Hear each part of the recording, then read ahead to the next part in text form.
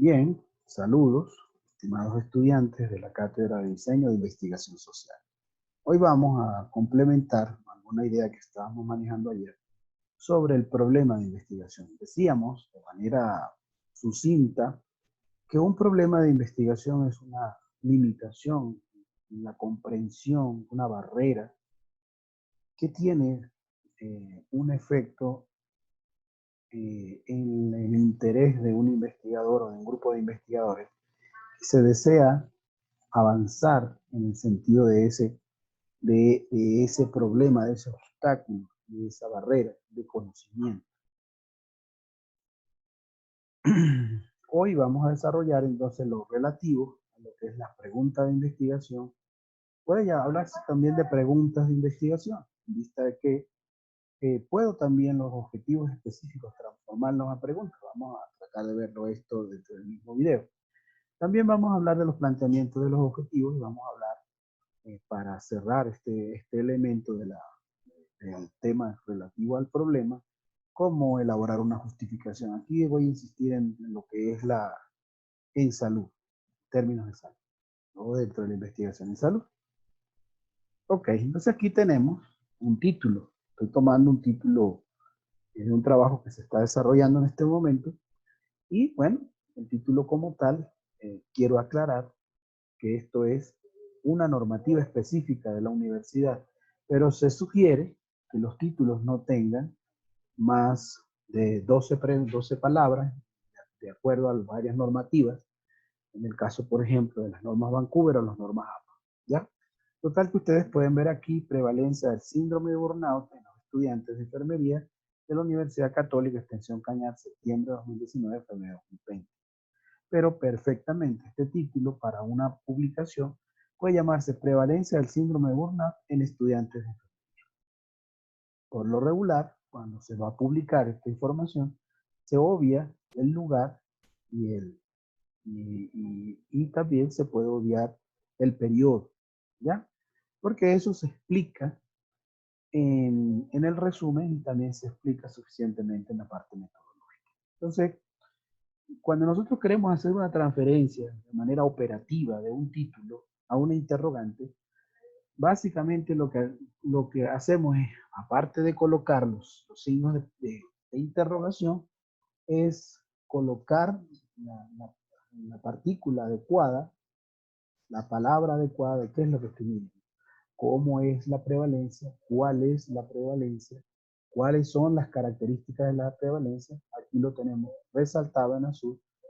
Es importante destacar que debe haber una correspondencia exacta entre el título, el interrogante, el objetivo general, los resultados y las conclusiones. Tengo que comenzar hablando de un tema y terminar hablando de ese mismo. Entonces, es importante también destacar que colocamos en una palabra, digamos, en un color diferente, lo que consideramos palabras claves, porque con estas palabras claves voy a ir determinando varios elementos de la investigación en términos del problema. Lo que voy a buscar, como lo decíamos en la clase pasada, cuál es la fuente confiable desde el punto de vista científico para ubicar información que me combine las palabras claves: prevalencia, síndromes, burnout, estudiantes, enfermería. El resto de las palabras entendemos que no son palabras claves porque no tienen que ver con digamos, esa relación de variables que tenemos que tener al momento de definir un problema. Entonces allí, si quisiéramos mirar cuál es la prevalencia, entonces estamos hablando de un trabajo univariable donde el síndrome de burnout sería el efecto y vamos a buscar algunas causas o algunos factores relacionados, como tiene que ver la edad, tiene que ver la autoidentificación étnica, el ciclo, etc. Luego, en el objetivo general, eh, lo que tenemos de nuevo es que tomar el título y anteponerle un verbo en infinitivo. De la manera más tradicional, el verbo que más se utiliza en este tipo de investigación, incluso dependiendo, y lo vamos a ver en otras láminas, puede ser el verbo describir, puede ser el verbo analizar, específicamente cuando son investigaciones, digamos, que que no quedan solamente en el plano descriptivo, sino que pasan al plano analítico, ¿ya? Y se pueden ubicar también otros verbos que por lo regular, acá lo vamos a ver, también vemos que tiene que haber una relación en el objetivo general, ¿ya? Con los objetivos específicos. Entonces, los objetivos específicos, a algunos metodólogos les gusta utilizar la metodología de Bloom o la taxonomía para determinar una especie de jerarquía entre los objetivos, donde el objetivo general sea analizar y en los objetivos específicos determinar, identificar o establecer, dependiendo de la redacción, mejor redacción del español. Aunque no es una regla, no es una norma, algunos metodólogos prefieren que no se repita el verbo en infinitivo, pero esto depende de la naturaleza del objetivo más que de simplemente cumplir, digamos, una norma en castellano que implique no repetir un verbo. También debe haber una relación con la hipótesis, ¿verdad? Porque esta hipótesis, cuando se plantea, hay que decir, y lo vamos a aclarar en clases más adelante, las hipótesis no necesariamente se plantean en estudios de carácter descriptivo y tampoco en estudios de revisión sistemática. Yo puedo hacer una revisión sistemática sin tener una hipótesis, simplemente tener una idea de cuál es la tendencia que voy a conseguir. Como les decía, entonces algunos autores, algunos tutores, algunos utilizan esta taxonomía donde, por ejemplo, dependiendo del verbo superior, que en este caso es analizar, hago una aclaratoria. Estos verbos se utilizan básicamente para la planificación educativa, no para la investigación. Yo, tal vez un criterio que cualquier metodólogo me puede desestimar, no considero que sean que no cumplen con los requisitos de jerarquía que se establecen acá, tal como ustedes. La columna que más se utiliza en este tipo de investigaciones es el verbo analizar como el verbo general, ¿ya? Y utilizar algunos como identificar, inferir, si es un estudio que utiliza estadística analítica, pero puedo utilizar también otros como estimar, si estoy haciendo una relación, si es estimar, por ejemplo, una prevalencia. Algunos utilizan más el verbo también interpretar, pero como objetivos específicos, ¿ya? También se puede hablar de explicar, específicamente cuando son estudios que generan, digamos, correlaciones donde explican cómo una variable incide sobre otra, hablando de, digamos, plausibilidad biológica o científica sobre cómo una variable independiente afecta a alguna dependiente. También, dependiendo de la naturaleza del objetivo específico, se puede utilizar algunos otro tipo de verbos. Y cuando se trabaja con investigaciones donde se hace alguna propuesta, por ejemplo, de dar algún tipo de proponer alguna actividad educativa, también se habla justamente de este verbo, el verbo proponer.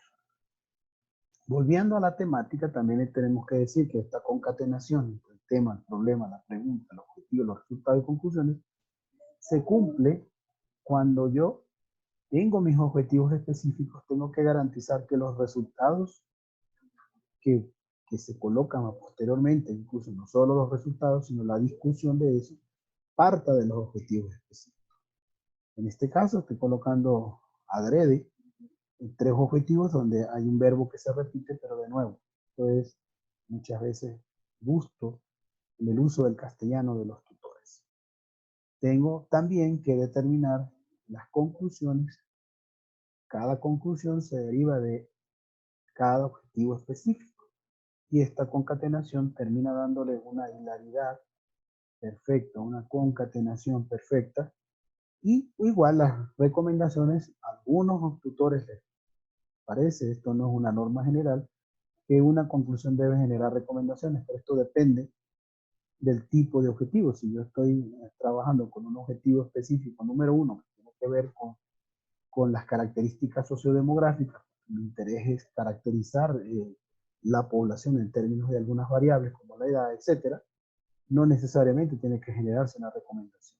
Lo que sí, digamos, es importante tener presente que las recomendaciones están dirigidas a los entes locales, en este caso, por ejemplo, el trabajo tiene que ver con burnout en la carrera de enfermería, estas recomendaciones deberían ser dirigidas a la carrera o a instancias superiores donde sea viable generar algún tipo de cambio en función de los resultados que se planteaba en la investigación. También, entonces, cuando nos queremos plantear una justificación, y aquí voy a enfatizar en términos de investigación en enfermería, tenemos que ver o redactar la justificación. Por norma general no se le colocan referencias bibliográficas. ¿Por qué? Porque se asume que es lo que el investigador, el grupo o el equipo de investigadores ve dentro de la investigación sobre la conveniencia de esta investigación. ¿Por qué? Eso es lo que llamamos nosotros el por qué. ¿A qué elemento, digamos, del, del cuerpo de conocimiento de enfermería está apuntando, está tributando esta investigación? También la relevancia social, cuál es la población que se beneficia, cómo se beneficiaría, porque en los estudios descriptivos no podemos decir que vamos a cambiar alguna situación, porque simplemente la describimos. ¿Qué implicaciones prácticas en el caso específico de enfermería se tienen con respecto al cuidado en cualquiera de sus facetas, en cualquiera de sus dimensiones? Igual si existe un valor teórico, especialmente con las revisiones sistemáticas, que lo que se hace es una actualización, una compilación, o si esta investigación tiene características de revisión sistemática, por ejemplo, de valores, por ejemplo, de hipertensión arterial, etcétera, el valor tiene que ver más con la actualización. Y si se está utilizando algún tipo de metodología innovadora, por lo cual también un trabajo tendría, digamos, una justificación.